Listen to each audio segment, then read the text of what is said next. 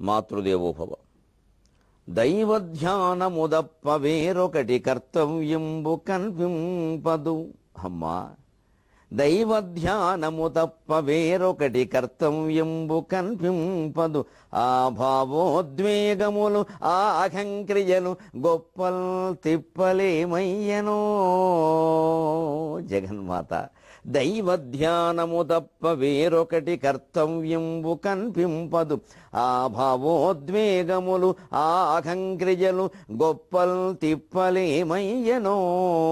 నీవే నీ శుభనామమే బ్రతుకున నీరవును నారవును. నీవే నీ శుభనామమే బ్రతుకున నీరవును నారవును. తల్లి వేదాంత శిరోమణి, తల్లి వేదాంత శిరోమణి, హృదయవల్లి మల్లికా పుష్పమా, హృదయవల్లి మల్లికా పుష్పమా. ఏబిఎన్ ఆంధ్రజ్యోతి ప్రేక్షక మహాశయులందరికీ నవజీవన వేదం అనే కార్యక్రమంలో 293వ భాగానికి స్వాగతం పలుకుతున్నాం. భగవద్గీత మనం ముగింపు భాగాల్లోకి వస్తున్నాం. దాశరథి శతకం కూడా ముగింపు భాగాల్లోకి వస్తున్నాం. జీవితం ముగింపు భాగాల్లోకి వస్తున్న కొద్దీ ఒక పరిపక్వతను మనం సాధించాలి. యవ్వనంలో వేసిన గంతులన్నీ వెయ్యాల్సిన పని లేదు. అప్పుడు వెయ్యడం ఎంత అవసరమో తర్వాత మానుకోవడం అంత అవసరం. ఆ భావోద్వేగములు ఆ అహంక్రియలు గొప్పలు తిప్పలు ఏమయ్యాను.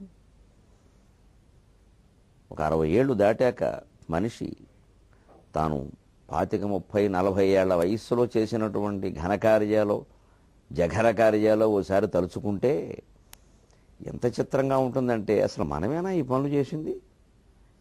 ఏం మాట్లాడాం, ఏం చేసాం, అసలు ఎంత రెచ్చగొట్టేసాం, ఎంత రెచ్చిపోయాం. ఇదే భావోద్వేగం. అలాగే అహంకారాలు, ఎంతంత గర్వం ప్రదర్శించాం, ఎంతంత గర్వం ప్రదర్శించిన వాళ్ళని ఎదుర్కొన్నాం, ఎంత పంతాలకు పోయాం, ఎంత పట్టుదలలకు పోయాం, ఎన్ని కక్షలు తీర్చుకున్నాం, ఎన్ని కక్షలకి బలయ్యాం. ఆ భావోద్వేగములు ఆ అహంక్రియలు గొప్పలు తిప్పలు మహావైభవాలు అనుభవించాం, తిప్పలు పడ్డాం.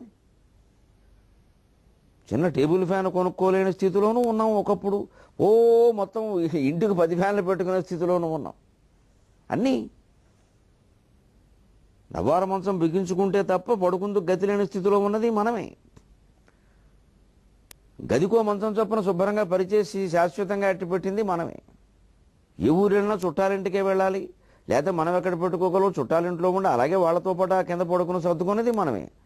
ఇవాళ ఒకరోజు ఎక్కడో హోటల్లో ఉండడానికి 4-5 వేలు కూడా ఇవ్వడానికి సిద్ధంగా ఉంటున్నది మనమే. ఎవరి జీవితం ఆలోచించుకున్నా ఈ ఎత్తులు పల్లాలు గొప్పలు తిప్పలు కనిపిస్తాయి. కానీ మనిషి ముగింపు అధ్యాయాల్లోకి వచ్చే కొద్దీ, అంటే 60 ఏళ్ళు దాటాక అది ముగింపు అధ్యాయాల్లో గడుతున్నాం. ఇంకా ఈ పరిపక్వత అందుకోవాలి. దైవధ్యానము తప్ప వేరొకటి కర్తవ్యంబు కన్పింపదు. ఆ భావోద్వేగములు ఆ అహంక్రియలు గొప్పలు తిప్పలేమయ్యను. నీవే నీ శుభనామమే బ్రతుకున నీరవును నారవును. అమ్మా జగన్మాత, నువ్వే ఇంకా నీ నామమే. అది 5 అక్షరాల మంత్రమా, 8 అక్షరాల మంత్రమా, 15 అక్షరాల మంత్రమా, ఏమీ లేకుండా మౌనమా, అది అన్నిటికంటే గొప్ప మంత్రం. మౌనాన్ని మించిన మంత్రమే లేదు. అన్ని మంత్రాలు మౌనానికి దారి తీయవలసిందే. అది ఏదైనా సరేనమ్మా. ఇక అది బ్రతుకులో నారైనా నీరైనా అదొక్కటే. తల్లి వేదాంత శిరోమణి, హృదయవల్లి మల్లికాలస్యమ. వేదాంత శిరోమణి, శృతి సీమంత సింధూరీకృత పాదాబ్జధూళిక, సకలాగమ సందోహ శుక్తి సంపుట మౌక్తిక. లలితా సహస్రంలో మాట. ఎన్ని వేదములు చదివినా అంతిమంగా వేదాంత తత్వంగా గ్రహించవలసింది ఆ తల్లి యొక్క సాన్నిధ్యాన్ని. ఎన్ని శాస్త్రములు చదివినా సకలాగమ సందోహ శుక్తి సంపుట మౌక్తిక. ఎన్ని శాస్త్రాలు చదివినా అవన్నీ ముత్యపు చెప్పలైతే చివరికి ఆ శాస్త్ర సారమైనటువంటి ముత్యం ఆ తల్లి పాదమే. అది మన ఆత్మే. మనం ఎదురుగా చూస్తున్న జగన్మాత విగ్రహం కూడా ఈ సృష్టిలో ఒక భాగమే. అది కూడా భ్రమలో భాగమే. భ్రమరహితమైనటువంటి తత్వము అంటే ఆత్మ ఒక్కటే, అది నిర్గుణమే. నిరాకార నిరంజన నిర్మోహ మోహనాశిని నిష్క్రోధ క్రోధ శమని నిర్లోభ లోభవర్జిత, ఇవన్నీ అంతే. ఎందుకు ఆ వ్యతిరేక పదాలు ఎందుకు వచ్చాయండి అక్కడ? నిష్క్రోధ క్రోధ శమని రెండు వైవిధ్యమైన మాటలు కదా. నిర్లోభ లోభనాశిని, నిరాకార నిరంజన, సగుణ సాకార, ఇన్ని రకాల భావాలు ఎందుకు వస్తున్నాయి అంటే ఈ సగుణారాధన మొత్తం, అసలు ఈ ప్రపంచాన్ని ప్రపంచంగా భావించడం మొత్తం, ఈ ప్రపంచానికి ఆవల ఒక పదార్థం ఉందని తెలుసుకోవడానికి. అంతకుమించి ఈ ప్రపంచాన్ని సంస్కరిస్తూ కూర్చోవడం కాదు. అవుతుంది అయ్యే విధంగా అవుతుంది. మళ్ళీ ఎంత సంస్కరించి ఎంతమంది ఎంత ప్రయత్నం చేసినా మళ్ళీ డాయ్ డాయ్ డాయ్ కుక్కతోక తీసేయి. అందుకే ఏదో సమాజం కోసం ఏదో చేస్తున్నాం, అది చేస్తున్నాం, ఇది చేస్తున్నాం, ఇంకా మన మాటల ద్వారానే సమాజం బాగవుతుంది, లేదా మనం పెట్టిన సంస్థలు మన కార్యకలాపాల ద్వారానే బాగవుతుంది అనుకునేవాళ్ళు కనీసం ఎంత తీవ్రంగా భావోద్వేగాల్లో అహంకారాల్లో మునిగిపోయినా రోజుకు ఒక గంట సమయమైనా ఏకాంతంగా కేటాయించుకుని అసలు లోపలికి చూడాలి, అంతర్ముఖులు కావాలి. చివరికి మిగిలేది అదే. ఈ సంతర్ముఖత్వం మిగలదు, అంతర్ముఖత్వం మిగులుతుంది ఎవరికైనా. అందుకే ఉద్యోగానికి విరమణ దశ ఉన్నట్టే ఎన్ని రకాల వ్యవహారాలకైనా విరమణ దశ 60. ఇక ఆ తర్వాత సొంత జీవితమే, ఏకాంతమే, ఆధ్యాత్మికమే. ఇక అప్పుడు కూడా సామాజిక జీవితం అంటూ అరుగు మీద సంస్థలు పెడితేనేమో చేదస్తాలు పెరుగుతాయి, వాళ్ళ వల్ల చేదస్తాలు ఎక్కువైపోతాయి. ఎందుకంటే కుర్రాడికి నాయకత్వం అప్పగించలేడు, ఈయన చేయలేడు. ఒకళ్ళు వాడు చేస్తుంటే వాడు చేయనివ్వడు. నీకేం తెలుసు అంటాడు. అలాగే నీవేమీ లేకుండా కొంతమంది ఊరికే కబుర్లు చెబుతారు, మీరు గమనించండి. అది కూడా ఇబ్బంది. 60 ఏళ్ళు దాటాక నన్ను మన్నించండి, వారు చెప్పే మాటలు ఎలా ఉంటాయంటే గంటైనా వదలరు, 2 గంటలైనా వదలరు. మొత్తం సర్వీసులో చేరిన దగ్గర నుంచి ఈ రోజు వరకు మొత్తం పోసుకొచ్చి చెబుతూ ఉంటే ఆ వచ్చినవాడు ఏమైపోవాలి, వినేవాడు. అంటే ఇది ఒక రకంగా ఈ విసిగించడం కాదు. ఇది ఎందుకు వస్తుంది? ప్రపంచం నుంచి విరమించుకోవడం మనకి ఇష్టం లేదు. దయచేసి పెద్దలు ఆలోచించండి, నమస్కరించి చెబుతున్నా. ఎందుకు పెద్దవాళ్ళ దగ్గరే ఈ ఇబ్బంది వస్తుంది? ప్రపంచం నుంచి విరమించుకోవడం మనకి ఇష్టం లేదు కాబట్టి గతాన్ని తవ్వుకుంటున్నాం బాగా. అప్పుడు అది చేసాం, ఇప్పుడు ఎన్నైనా అయిపోయింది. గతేలోకే నా కర్తవ్య. అందరికీ వేదాంతం తెలుసు, అందరం కావ్యాలు చదువుతాం, అందరం వేదాంతాలు చదువుతాం, వాటి గురించే మాట్లాడతాం గంటల తరబడి, రవ్వంతా ఆచరించాం. అసలు ఈ దేశంలో ఉన్న పెద్ద ఇబ్బందే ఇది. పాశ్చాత్య దేశాల్లో చాలామంది మాట్లాడడం తక్కువ, ఆచరించడం ఎక్కువ. మనకి మాట్లాడడం ఎక్కువ, పుస్తకాలు ఎక్కువ, ఆచరించేవాళ్ళు లేడు. అందుకే మనం వెనకబడి ఉన్నాం. అందుకే నవజీవనం వేదం కావాలి అంటే చివరికి ముగిస్తూ ముగింపు అధ్యాయాల వారికి ఉపయోగంగా భగవంతుడు చెబుతున్నమాట. వివిక్త సేవి లగ్వాసి యత వాక్కాయమానసక ధ్యానయోగపరో నిత్యం వైరాగ్యం సముపాశ్రిత. 18వ అధ్యాయంలో చెబుతున్నాడు. అర్జున, కర్మల్ని పూర్తిగా విడిచిపెడతామా, కర్మ ఫలాన్ని విడిచిపెడతామా? ఊరికే ఈ దుస్తరమైన చర్చ అనవసరమయ్యా. ఇంతసేపు చర్చించాం. నా అభిప్రాయం అయితే నేను చెప్పాను కదా, కర్మ ఫలాలను విడిచిపెట్టడమే మంచిది. ఎందుకంటే కర్మను విడిచిపెట్టడం సాధ్యం కదా, ఏ పని చేయకుండా ఎవరూ ఉండరు కదా. అంచేది ఆ కనీస కర్తవ్యాలు ఏవో చేస్తూనే ఉండాలి. కనీస కర్తవ్యాలు కాలకృత్యాలు లాంటివి అంతే. స్నానం చేయడం మానేస్తామా, మొహం కడుక్కోవడం మానేస్తామా? కనీస కర్తవ్యాలన్నీ అంతే. ఆ కనీసంతో ఆపేయి. కనీసంతో ఈవేళ స్నానం చేయలేకపోయాం, అమ్మాయి ఏమిటో ఇంతసేపు మొహమైనా కడుక్కోలేవు. రైల్లో ఉంటే ఏమనుకుంటాం, ఒక్కోసారి స్నానం చేయలేకపోయాం, మొహమైనా శుభ్రం కడుక్కుందాం అమ్మ కాస్త అనుకుంటాం కదా. అలాగే జీవితంలో ఆ పెద్దరికం వచ్చిన తర్వాత, పెద్దరికం వచ్చాక పోన్లే ఇంకెక్కువ చేయకపోయినా కనీసం చేద్దాం అంతే, అంతటితో ఆపేయాలి. ఇంకా అప్పుడు కూడా ఏదో చేద్దాం అనుకోవడం, లేదా ఏదో చేశామని చెప్పి ఎవరినో కూర్చోబెట్టి గంట చెప్పడం. ఇంకా వాళ్ళు కనిపించేవాడు కూడా కనిపించరు మనకు. అమ్మో ఈయన పట్టుకుంటే వదలట్లేదురా బాబాని. ఈ ధోరణి మానాలి అంటే అంతర్ముఖత్వం పెంచుకోవాలి, పుస్తకాలు చదవాలి. లేదు పోనీ కళ్ళు కనపడవు, చత్వారము, పేపర్ చదువుతూనే ఉంటారు శుభ్రంగాను. ఆధ్యాత్మిక గ్రంథాలు చదవడానికే కళ్ళు కనపడింది. పైగా మీకోసం అవకాశంగా శుభ్రంగా ఈవేళ బోర్డు అవకాశాలు వచ్చాయి. నవజీవన వేదం సహా ఎన్ని ఉన్నాయి. ఎంతోమంది చెబుతున్నారు, మహానుభావులు, నాకంటే గొప్పవాళ్ళు చాలామంది చెబుతున్నారు. నేనే కూర్చుని వింటున్నాను. అది వింటాం, అదొక అదృష్టం. అదేదో కాలక్షేపానికి వినడం కాకుండా కాస్త విన్న వెంటనే కాస్త ఆలోచించాం. ఇదే వివిక్త సేవి. ఆలోచించాలంటే వివిక్త సేవి 60 ఏళ్ళు దాటాక ఏకాంతంలోకి ఎక్కువ వెళ్ళిపోతూ ఉండాలి, కోరుకోవాలి ఏకాంతాన్ని. ఇంకెవరూ చూడలేదనడం, ఎవరన్నా వస్తే మా పిల్లలు ఏమిటో పట్టించుకోవట్లేదని మాట్లాడి వాళ్ళు పట్టించుకోకపోవడం మన అదృష్టం. పట్టించుకుంటే బాధ్యతలన్నీ నెత్తి మీద పడతాయి. ఎందుకు వచ్చిన గొడవ? వివిక్తసేవి లఘ్వాసి యత వాక్కాయమానస ధ్యానయోగపరో నిత్యం వైరాగ్యం సముపాశ్రిత. వివిక్తసేవి, ఎవ్వరూ లేని చోట కూర్చో, గదిలోనే కూర్చో, బయటికి వెళ్ళకు. పిలిస్తేనే వెళ్ళు, పిలిస్తేనే పలుకు. సెల్ ఫోన్ కూడా కట్టేయి. ఇప్పుడు ఇన్నేళ్ళు వచ్చాక సెల్ ఫోన్ మాటి మాటికి మాట్లాడకపోతే నష్టమేం లేదు. పిల్లలు ఎలా ఉన్నారో, ఎలా ఉన్నా మనకు అనవసరం. ఏమన్నా అయితే తెలుస్తుంది, మొహమాటం లేకుండా చెబుతున్నా. రోజు కనుక్కోకర్లేదండి ఎలా ఉన్నారో. ఏమైనా అయితే తెలియదా? మా నాన్నగారు అనేవారు చిన్నతనంలో, నేను ఎక్కడో వరంగల్లో పనిచేస్తూ ఉత్తరం రాయలేదని మా అమ్మ కంగారు పడిపోతుంది. వారానికి ఉత్తరం రాయమని ఒప్పందం. ప్రతి మంగళవారం నేను రాయాలట, అది గురువారం వాళ్ళకి అందాలట లెక్క అనేది పెట్టుకున్నారు. బాగానే ఉంది అంతవరకే. ఉత్తరం రాకపోతే మా అమ్మ కంగారు, ఉత్తరం రాకపోతే వాడు బాగానే ఉన్నాడని అర్థమే అని చెప్పేవారు. ఉత్తరం రాలేదంటే బాగానే ఉన్నాడు, ఏమైనా అయితే ఉత్తరం వస్తుందిగా అనేవాడు. అంతే అంతే. వృద్ధాప్యం వచ్చాక ఇంకా అలాగే ఉండాలి. ఇంక ఎంత తాపత్రయపడినా వాళ్ళు మనకు దక్కేవాళ్ళు కాదు. వాళ్ళకి ఎంత ప్రేమ ఉన్నా మనం వాళ్ళకి దక్కం. క్రమంగా ఈ బంధాలు తెంచుకోవాలంటే తగ్గించుకోవద్దండి. అది పెంచుకోకపోతే ఎలాగా? వైరాగ్యం పెంచుకోవాలి. అదే వైరాగ్యం సముపాశ్రిత. ఇంకక్కర్లేదు, ఇంకక్కర్లేదు, చేసింది చాలు, తిన్నది చాలు, తిరిగింది చాలు, చూసింది చాలు, విన్నది చాలు. ఇంద్రియాల నుంచి నివృత్తి మార్గంలోకి వెళ్ళాలి. లఘ్వాసి, భగవద్గీతను నివృత్తి మార్గంలోకి పంపిస్తూ చివరి మాటలుగా చెబుతున్నాడు ఇవన్నీ. లఘ్వాసి, తక్కువ తినాలి. ఆ మాట వేరే. ఇవాళ విపరీతం యువకులు తక్కువ తింటున్నారు భయపడిపోయి. వాళ్ళు తినాలి శుభ్రంగా. పాలు, పెరుగు, వెన్న, నెయ్యి శుభ్రంగా 40 ఏళ్ల వరకు గుత్తి మూలగా మజ్జి కోసుకుని తినాలి.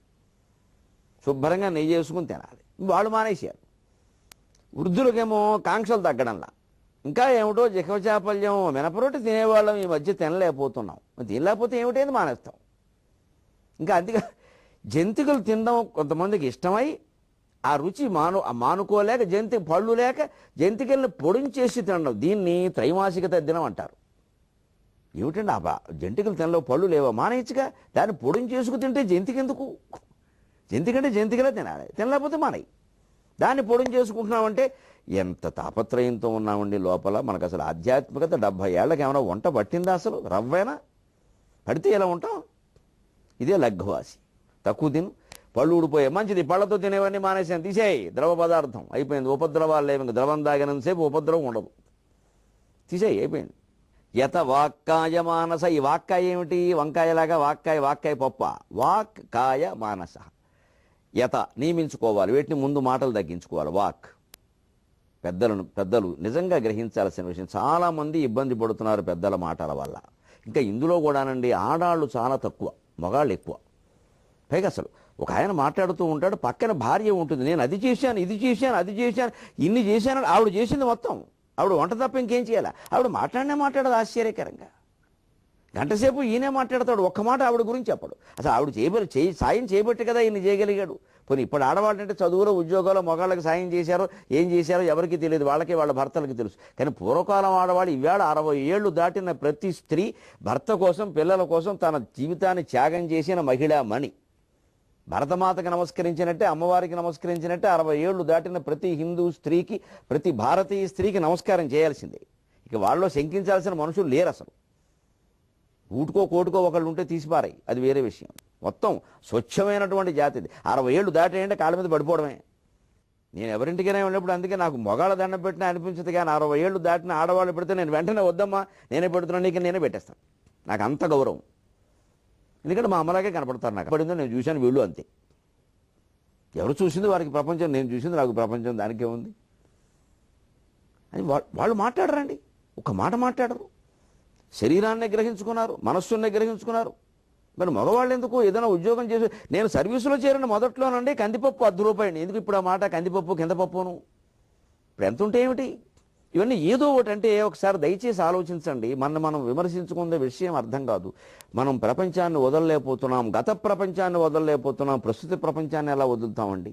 మరి మృత్యు వస్తే ప్రస్తుత ప్రపంచాన్నే వదలాలి కదండి. గతాన్నే వదలలేని వాళ్ళం ప్రస్తుతాన్ని వదలగలమా? ముందు ప్రస్తుతాన్ని వదలాలంటే గతాన్ని వదిలేయిద్దా? భగవద్గీతకి ఇంకా ఎవరో కొత్త వ్యాఖ్యానం రాశారు. కొత్త వ్యాఖ్యానం ఎందుకంటే పాత వ్యాఖ్యానం బాగానే ఉంది మనం ఆచరిస్తే. పాత ఆచరించట్లేదని కొత్తగా చెబితే ఆచరిస్తారేమో అని 300 భాగాలు పెట్టి కొత్తగా చెబుతున్నాం. ఇప్పుడు ఇంకెవరో వస్తే ఇంకా కొత్తగా చెబుతారు. ఇన్ని చెబితే ఏం ఉపయోగం, మనం చేయాలి కదా.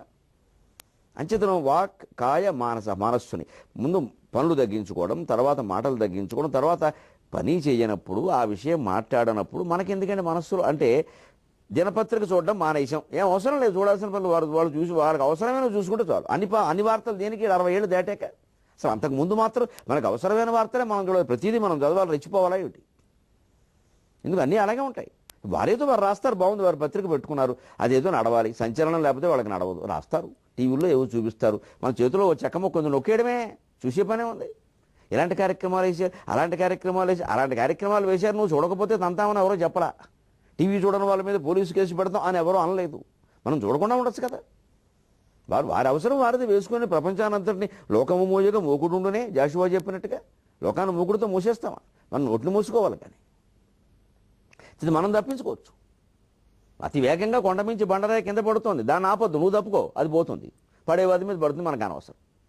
దాన్ని ఆపడానికి ఏమైనా గోవర్ధన పర్వత గిరిధారి కాదు మనం.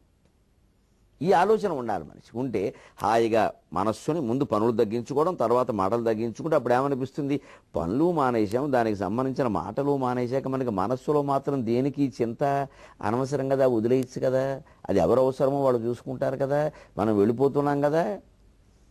వైరాగ్యం సముపాశ్రిత, అప్పుడు వైరాగ్యం అప్రయత్నంగా వస్తుంది. వైరాగ్యం రావలసిన పద్ధతే అది, క్రమంగా రావాలి, అన్నీ అనుభవించి అన్నీ చూసుకున్నాక రావాలి. అంతేగాని వయస్సులో ఉండగా అన్నీ కావాలనేదో ఆరోగ్యానికి భయపడి ఇంకో పనికి భయపడి అన్నీ తినడం మానేయడం, గొడ్డు మోతు బతుకులు బతకడం, నెయ్యి లేకుండా నూనె లేకుండా ఉడకబెట్టుకోకుండా పొయ్యి మీద పెట్టకుండా, అక్కల వయస్సులో ఉన్నవాడందరూ శుభ్రంగా తినాలి, హాయిగా తినాలి. కాస్త ఒక 60 ఏళ్ళు దాటే అంటే క్రమక్రమంగా ఒక్కోటి రుచులు దోషం మంచు పోనాడి తిన్ తల్లి కన్నడ రాజ్యలక్ష్మి దయలేదా నేను శ్రీనాథుడన్ అయిపోవాలి.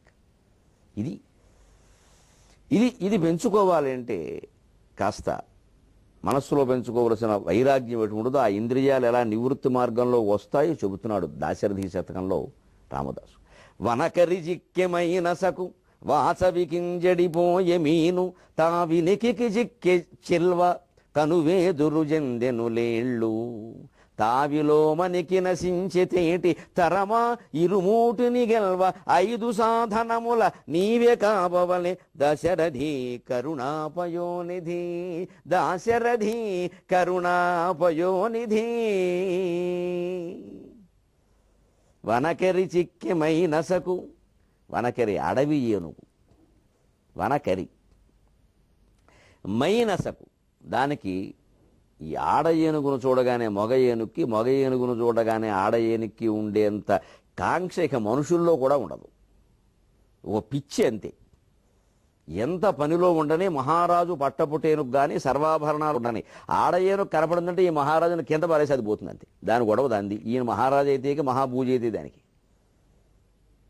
గుర్రమైనా అంతే, ఆడు గుర్రం కనపడిందంటే క్షణం ఆగదు. అందుకే యుద్ధాల్లో గుర్రాలకు గంతలు కడతారు. కనపడితే అర్జునుడిని ఎక్కితే దానికి, కర్ణుడిని ఎక్కితే దానికి, మీరిద్దరూ కొట్టుకుంటారని పోతాయి 2 గుర్రాలు అంతే. ఆ వాంఛ అటువంటిది అది. అయితే ఈ ధర్మాధర్మాలు గెలవడం, కౌరవ పాండవులు వాటికెందుకు లేనిపోను గొడవ. ఏ జీవి కాంక్ష జీవిది. ఆడ ఏనుగు మగ ఏనుగు, ఆడ ఏనుగు కాంక్షతో వలలో పడిపోతుంది. ఎందుకంటే ఆడ ఏనుగును పెద్ద గొయ్యి తవ్వుతారు అడవులు, పెద్ద గొయ్యి. మన ఏదో 42 అడుగులు లోతు బావులు తవ్వేవారు తెలంగాణలో, రాయలసీమ ప్రాంతాల్లో చూసేవాడు. అంతంత బావులు తవ్వేస్తారండి. దాని నిండా రొట్ట నింపేస్తారు. ఆకులు అలములు గడ్డి కాదన్నలాంటివి. పైకి ఏమో అది ఏమీ లేనట్టుగా నేలలా కనపడుతుంది. ఆ గొయ్యికి అవతల నిలబడతారు ఆడ ఏనుగుని. యువతల నుంచి మొగ్గ ఏనుగులు రెండు ఏనుగులు తరుగుతారు. అది దాన్ని కనపడగానే పరిగెడతాయి. ఈ పిచ్చి ఏనుగులు దాని వ్యామోహంలో ముందుకు చూసుకుంటూ తొండమెత్తి అలా కేంకరించుకొడతాయి. ఆ పైన 10 రోజుల పాటు ఆ గోతులో పడిన ఏనుగులకు తిండి పెట్టారండి. 10 రోజులు శివరాత్రే. వాడు బతుకు ఉగాది లేదు. అప్పుడు బాగా నీరసించిపోయాక మొయ్యోమని ఆ గేంకారం ఇంకా గిరిగిరి అయిపోయి మొత్తుకుంటూ ఉంటే అప్పుడు బలచెక్కలు వేసి నెమ్మదిగా బయటికి లాగుతారు తాళ్ళు పెట్టి. అప్పుడు ఇంకా మావటివాడు ఇంత ఉంటాడు, వాడు భూమికి జాండు ఉంటాడు, వాడిని చూసి భయపడతా వీడేమని పట్టించాడు, వీడే మనకి ప్రభువు. ఎంత మనిషి బుద్ధిలాగా ఏనుగు బుద్ధి ఎలా మారిపోయింది. మందమతి అంటే అర్థం. ఏనుగు మందమతి, గజానాం మందబుద్ధిశ్చ. ఏనుక్కి ఆ మందబుద్ధి భయము లేకపోతే దానికున్న ఒంటికి, దానికున్న బలానికి మొత్తం అడవిని కాదు నగరాలను కూడా నాశనం చేసేస్తుంది. ఏనుగు తలుచుకుంటే ఒక ఇంటిని మొత్తం తొండంతో చుట్టి లేపేయగలుగుతుంది. దానికి అంత శక్తి ఉంది. వనకరి చిక్కెమైనసకు వాసవికింజడిపో చెడిపోయే మీను తావినికి చిక్కె చిల్వ కనువేదురు జెందెను లేళ్ళు తావిలో మనికి నశించెతేటి తరమా ఇరుమూటిని గెల్వ 5 సాధనముల నీవు కావవలె దశరథి కరుణాపయోనిధి. చర్మం సంబంధించిన స్పర్శ, చర్మం ఇంద్రియం, స్పర్శ దాని విషయం. త్వక్చక్షు శ్రోత్ర జిహ్వాఘ్రాణములు అంటారు. శబ్ద స్పర్శ రూప రస గంధాలు అంటారు. ఆ 5 ఇంద్రియాలు, ఈ 5 విషయాలు.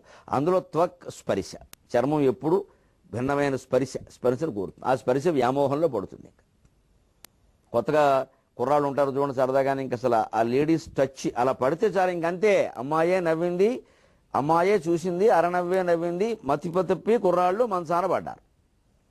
ఇంకంతే, అక్కడి నుంచి ఇంకా సెల్ ఫోన్ వదలడు. ఇంకా మరి టచ్ గొప్పతనం అది. టచ్ లేకుండానే పిచ్చెక్కింది వీడికి. ఇంక టచ్ ఉంటే చెప్పేది ఏమిటి? అక్కడ ఆలోచించుకోవాలి. ఈ చిత్రం ఇంత చిత్రంగా ప్రవర్తించిన కుర్రాళ్ళు అదే అమ్మాయిని పెళ్లి చేసుకున్నా వదిలేస్తారు. ఇంకా మర్చిపోతారు ఆ విషయం. ఇంకా మళ్ళీ ఇంకో చూపు.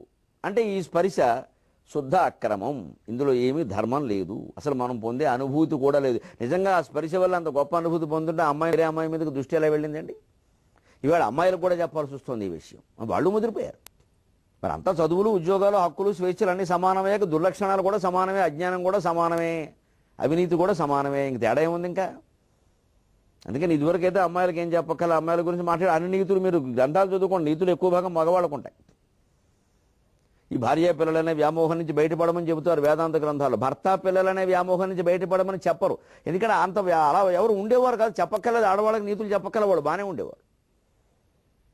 కానీ ఇవాళ వాళ్ళకి చెప్పాల్సి వస్తుంది. వాళ్ళు వ్యామోహాల్లో పడుతున్నారు, బాగా వీళ్ళు పాడేస్తున్నారు. అది ఏనుగు అలా పడితే వాసవి కింజడిపోయే మీను, చేప గేలం వేస్తారు. దానికి ఏదో వానపాము లాంటిది ఓ ఎరగా పెడతారు. దానికి తెలుసు కొన్ని వేల చేపలు ఈ గాలం బారిన పడి చచ్చిపోయాయి తెలుసు. అయినా పిచ్చి చేప సముద్రంలో బోళ్ళు ఆహారం దొరుకుతున్నా సరే కాస్త పరిగెడితే దొరికే ఆహారాన్ని వదిలేసి దీన్ని పట్టుకుంటుంది. అది గేలం కాదులే, ఎర్రగా బాగుంది అని పట్టుకుంటుంది. అంతే, గేలానికి తగులుకుంటుంది, చచ్చిపోతుంది. లాగేస్తాడు, చంపేస్తాడు.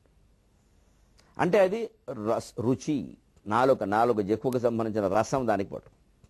వాసవి కింజడిపోయే మీను, రుచి కారణంగా, జిహ్వ అనే ఇంద్రియం కారణంగా చేప దెబ్బతింటుందయ్యా. తావినికి చిక్కె చిల్వ, చిల్వ అంటే పాము, చిలువ, కొండ చిలువ అంటారు. కొండల్లో ఉండే పాము, చిలువ అంటే పాము. నాగస్వరం ఊతూ ఉంటాడు. మో, ఇవాడు ఎలా ఊదితే అలా పెడుతుంది. ఆ మంత్రంలో పడిపోయింది అది. అంతే, వాడు దాంతో ఆడిస్తున్నాడు, పాడిస్తున్నాడు, అవసరమైతే చంపేస్తున్నాడు. దాని విషం మొత్తం పిండి పారేస్తున్నాడు. అంతే శబ్దం, ఈ శ్రవణేంద్రియం కారణంగా పాము జీవితాన్ని కోల్పోయింది. ఈ స్పర్శేంద్రియం కారణంగా ఏనుగు ఎంత నష్టపోయింది, ప్రాణమే కోల్పోయింది, బానిస అయిపోయింది. వానపాము అనేటువంటి ఎర్రకి చెక్కడం కారణంగా ఈ నెరుసులు అవి ఉంటాయి, రకరకాలు వేస్తూ ఉంటారు.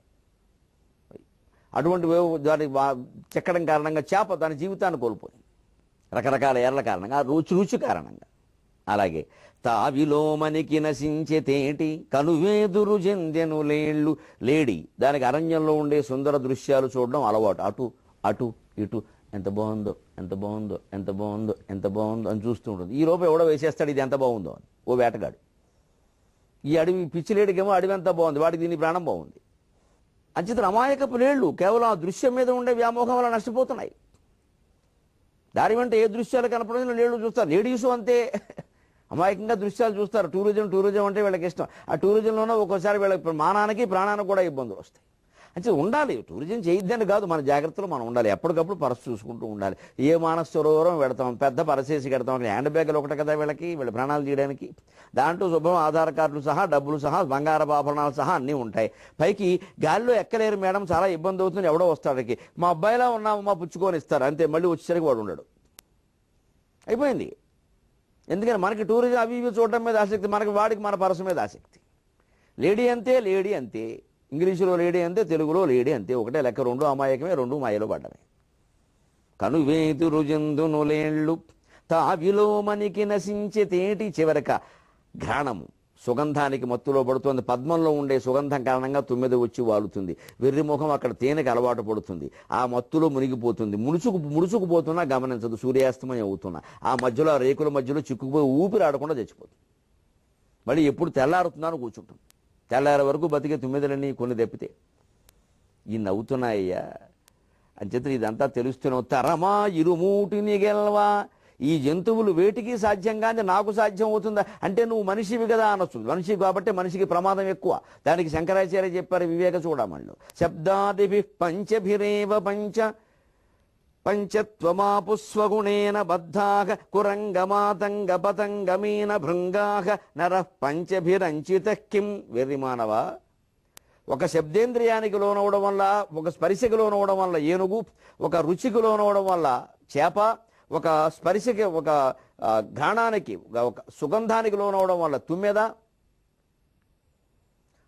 ఒక శబ్దానికి లోనవడం వల్ల పాము లేదా లేడీ, ఒక దృశ్యానికి లోనవడం వల్ల ఒక లేడీ, ఒక మిడత, ఇలాంటివన్నీ నశించిపోతూ ఉంటే ఒక్కదాని వల్ల వాటికి ప్రమాదం ఒక్కటే. కానీ దానివల్ల పోతుంటే వెర్రిమానవ నువ్వేమిటాయా పంచభిరంచిత, నీకు 5 ఇంద్రియాలు ఉన్నాయి నాయన. మనకి జిహ్వ చాపల్యం ఉంది, ఘ్రాణ చాపల్యం ఉంది, అనేక రకాల చాపల్యాలు ఉన్నాయి. శిశునోదన పరాయణత్వం తప్పితే మన బతుకులో ఏముంది అసలు? ఎన్నోళ్ళు వచ్చినా ఈ వాంఛలు చావవు. అందుకని మరుడు మరింత జాగ్రత్తగా ఉండాలి. అదే వైరాగ్యం సముపాశ్రిత. అందుకని 5 సాధనముల నీవు గ్రావవలే. ఈ 5 ఇంద్రియాలు పోవాలంటే స్వామి నీ పంచాయుధాలు శంఖ, చక్ర, గద, నందక, శార్ంగములు. పాంచజన్యం అనే శంఖం, గద కౌమోదకి అనే గద, సుదర్శనం అనేటువంటి చక్రం, అలాగే నందకం అనేటువంటి ఖడ్గం, శారంగం అనేటువంటి ధనుస్సు, 5 ఆయుధాలతో నా 5 ఇంద్రియాల మీద దాడి చేసి వీటి పొగరని చేయవయ్యా అంటున్నాడు. క్రమంగా ముగింపు అధ్యాయాల్లోకి వెడుతున్న కొద్దీ మనం ఈ ఇంద్రియాల నుంచి నివృత్తి మార్గాన్ని అవలంబిస్తే నవజీవనం నిజంగానే వేదంలా మోగుతుంది. మళ్ళీ మనం 23:30 గంటల్లో కలుద్దాం. అంతవరకు తెలుగులో మాట్లాడదాం.